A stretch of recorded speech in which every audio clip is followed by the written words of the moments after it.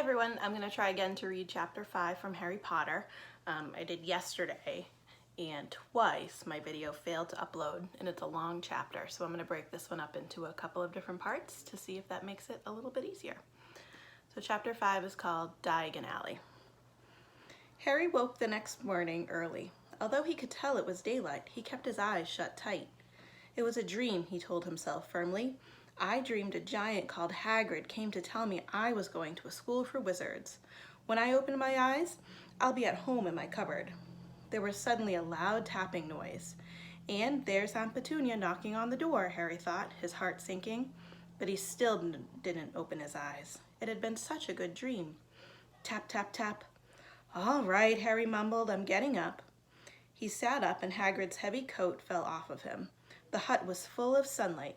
The storm was over. Hagrid himself was asleep on the collapsed sofa, and there was an owl rapping its claw on the window, a newspaper held in its beak. Harry scrambled to his feet, so happy he felt as though a large balloon was swelling inside him. He went straight to the window and jerked it open. The owl swooped in and dropped the newspaper on top of Hagrid, who didn't wake up. The owl then fluttered onto the floor and began to attack Hagrid's coat. Don't do that. Harry tried to wave the owl out of the way, but it snapped its beak fiercely at him and carried on savaging the coat. Hagrid, said Harry loudly, there's an owl. Pay him, Hagrid grunted into the sofa. What? He wants payin' for delivering the paper. Look in the pockets. Hagrid's coat seemed to be made of nothing but pockets. Bunches of keys, slug pellets, balls of string, mint humbugs, tea bags. Finally, Harry pulled out a handful of strange-looking coins. Give him 5 knuts, said Hagrid sleepily. Knuts? The little bronze ones. Harry counted out 5 little bronze coins, and the owl held out its leg so he could put the money into a small leather pouch tied to it. Then it flew off through the open window. Hagrid yawned loudly, sat up, and stretched. Best be off, Harry. Lots to do today. Gotta get up to London and buy all your stuff for school. Harry was turning over the wizard coins and looking at them. He had just thought of something which made him feel as though the happy balloon inside him had got a puncture. Hagrid? Said Hagrid, who was pulling on his huge boots. I haven't got any money, and you heard Uncle Vernon last night. He won't pay for me to go and learn magic.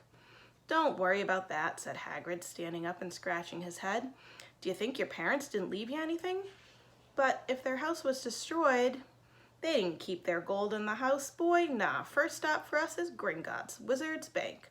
Have a sausage. They're not bad cold, and I wouldn't say no to a bit of your birthday cake there either. Wizards have banks? Just the one, Gringotts, run by goblins. Harry dropped the bit of sausage he was holding. Goblins? Yeah, so you'd be mad to try and rob it, I'll tell you that. Never mess with goblins, Harry. Gringotts is the safest place in the world for anything you want to keep safe, except maybe Hogwarts. As a matter of fact, I gotta visit Gringotts anyway, for Dumbledore, Hogwarts business. Hagrid drew himself up proudly. He usually gets me to do important stuff for him. Fetching you, getting things from Gringotts, knows he can trust me, see? Got everything? Come on then. Harry followed Hagrid out onto the rock. The sky was quite clear now and the sea gleamed in the sunlight. The boat Uncle Vernon had hired was still there, with a lot of water in the bottom after the storm. How did you get here? Harry asked, looking around for another boat. Flew, said Hagrid. Flew? Yeah, but we'll get back in this. Not supposed to use magic now that I've got you. They settled down in the boat, Harry still staring at Hagrid, trying to imagine him flying. Seems a shame to row, though, said Hagrid, giving Harry another of his sideways looks. If I was to speed things up a bit, how would you mind not mentioning it at Hogwarts? Of course not, said Harry, eager to see more magic. Hagrid pulled out the pink umbrella again, tapped it twice on the side of the boat, and they sped off towards land. Why would you be mad to try and rob Gringotts? Harry asked.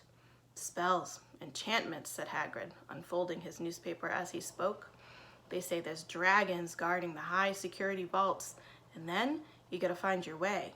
Gringotts is hundreds of miles under London, see? Deep under the underground. You'd die of hunger trying to get out, even if you did manage to get your hands on something. Harry sat and thought about this while Hagrid read his newspaper, the Daily Prophet. Harry had learned from Uncle Vernon that people liked to be left alone when they did this, but it was very difficult. He'd never had so many questions in his life. Ministry of Magic messing things up as usual, Hagrid muttered, turning the page. There's a Ministry of Magic? Harry asked before he could stop himself. Of course, said Hagrid. They wanted Dumbledore for minister, of course, but he'd never leave Hogwarts. So old Cornelius Fudge got the job. Bungler, if there ever was one. So he pelts Dumbledore with owls every morning, asking for advice. There's a great illustration of Hagrid and Harry in the boat here.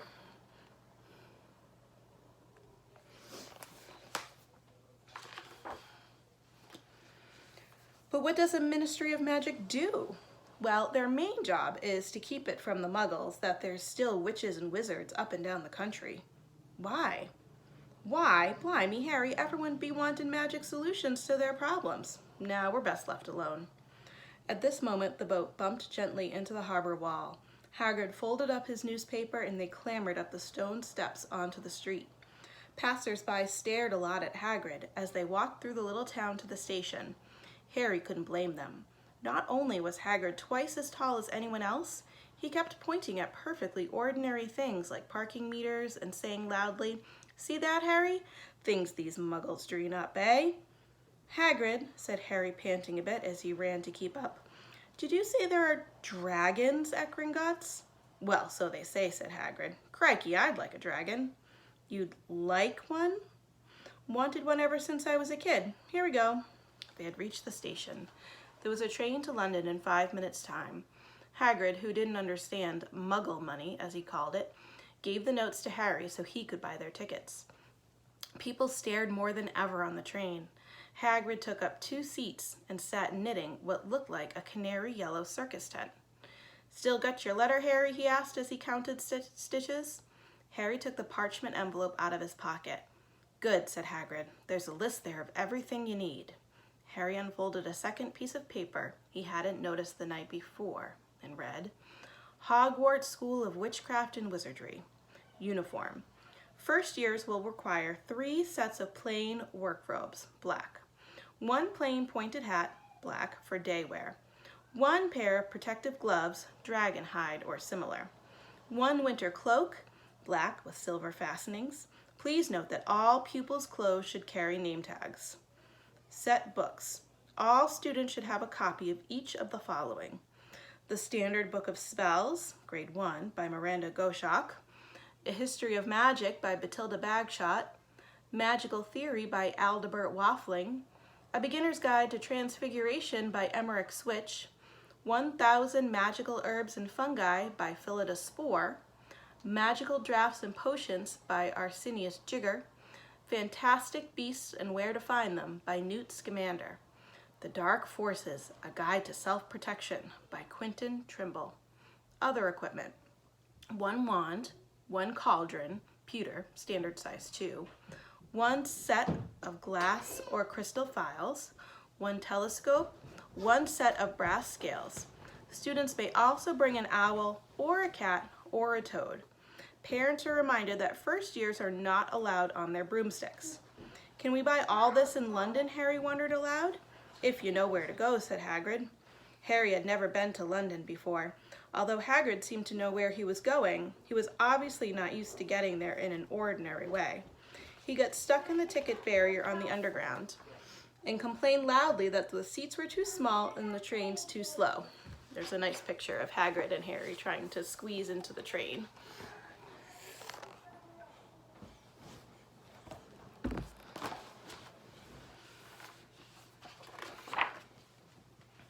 I don't know how the Muggles manage without magic, he said as they climbed a broken-down escalator which led up a bustling road lined with shops.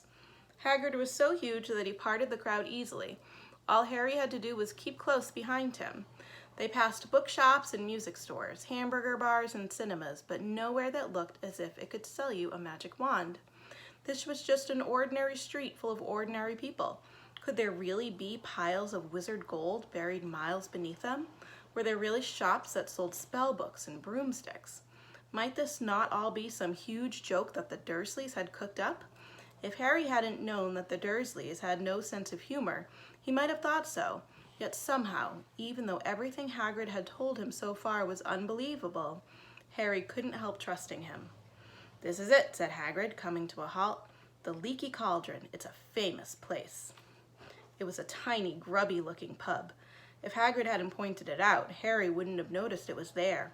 The people hurrying by didn't glance at it. Their eyes slid from the big bookshop on one side to the record shop on the other, as if they couldn't see the Leaky Cauldron at all.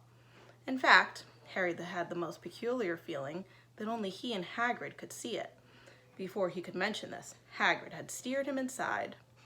For a famous place, it was very dark and shabby. A few old women were sitting in a corner drinking glasses of sherry. One of them was smoking a long pipe. A little man in a top hat was talking to the old barman, who was quite bald and looked like a gummy walnut. The low buzz of chatter stopped when they walked in. Everyone seemed to know Hagrid. They waved and smiled at him, and the barman reached for a glass, saying, "The usual Hagrid?" "Can't, Tom. I'm on Hogwarts business," said Hagrid, clapping his great hand on Harry's shoulder and making Harry's knees buckle. "Good Lord," said the barman, peering at Harry. Can this be?" The Leaky Cauldron had suddenly gone completely still and silent. "Bless my soul," whispered the old barman. "Harry Potter, what an honor." He hurried out from behind the bar, rushed toward Harry, and seized his hand, tears in his eyes. "Welcome back, Mr. Potter, welcome back." Harry didn't know what to say. Everyone was looking at him. The old woman with the pipe was puffing on it without realizing it had gone out. Hagrid was beaming. Then there was a great scraping of chairs, and the next moment Harry found himself shaking hands with everyone in the Leaky Cauldron. "Doris Crockford, Mr. Potter, can't believe I'm meeting you at last. So proud, Mr. Potter, I'm just so proud. Always wanted to shake your hand, I'm all of a flutter." "Delighted, Mr. Potter, can't you tell? Diggle's the name, Daedalus Diggle." "I've seen you before," said Harry, as Daedalus Diggle's top hat fell off in his excitement. "You bowed to me once in a shop." "He remembers," cried Daedalus Diggle, looking around at everyone. "Did you hear that? He remembers me." Harry shook hands again and again. Doris Crockford kept coming back for more. A pale young man made his way forward very nervously. One of his eyes was twitching. "Professor Quirrell," said Hagrid. "Harry, Professor Quirrell will be one of your teachers at Hogwarts." Potter," stammered Professor Quirrell, grasping Harry's hand. "Can't tell you how pleased I am to meet you." "What sort of magic do you teach, Professor Quirrell?" Defense against the dark arts," muttered Professor Quirrell, as though he'd rather not think about it. Not that you need it, eh, Potter?" He laughed nervously. "You'll be getting all your equipment, I suppose. I've got to pick up a new book on vampires myself." He looked terrified at the very thought. But the others wouldn't let Professor Quirrell keep Harry to himself. It took almost 10 minutes to get away from them all. At last, Hagrid managed to make himself heard over the babble. "Must get on, lots to buy. Come on, Harry." Doris Crockford shook Harry's hand one last time, and Hagrid led them through the bar and out into a small walled courtyard where there was nothing but a dustbin and a few weeds. Hagrid grinned at Harry. And we're going to stop there for part 1, and I'll start part 2 in a little bit.